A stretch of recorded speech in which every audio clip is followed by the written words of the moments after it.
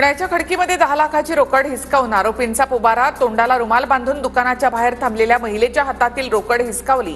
24 तासाच्या आत आरोपी पोलिसांच्या ताब्यात। वाहतूक नियमांच्या जनजागृतीसाठी वाहतूक पोलिसांकडून अनोखी मोहीम। वेगवेगळ्या शाळांमध्ये नाटिकेच्या माध्यमातून वाहतूक नियमांचे धडे।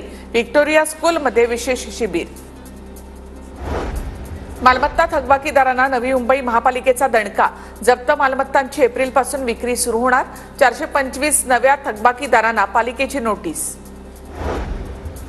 नागपूर पालिकेकडून चालवली जाणारी आपली बस सेवा ठप्प। कंत्राटी कामगार संघटना, भारतीय मजदूर संघाचे पदाधिकारी आंदोलनामध्ये सहभागी। वेतनवाढीची अधिसूचना लागू होऊनही वाहकांना 5 महिन्यापासून वाढीव वेतन मिळत नसल्यामुळे संप। नांदेड महानगरपालिकेचा 28वा वर्धापन दिन। लोकाभिमुख उपक्रम राबवण्याचा महापालिकेचा निर्णय।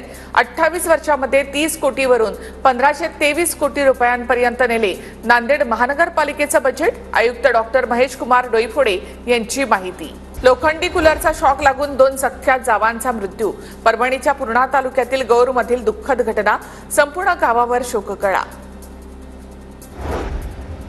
सिंधुदुर्गामधल्या खवणे गावातील ग्रामस्थांचा फिश मिल कंपनीला विरोध। 8 ते 9 वर्षांपासून कंपनीमुळे परिसरात दुर्गंधी पसरते। पाईप टाकून कंपनीनं पाणी समुद्रात सोडलंय। सागरी जैवविविधता धोक्यात आल्याचं गावकऱ्यांचं मत।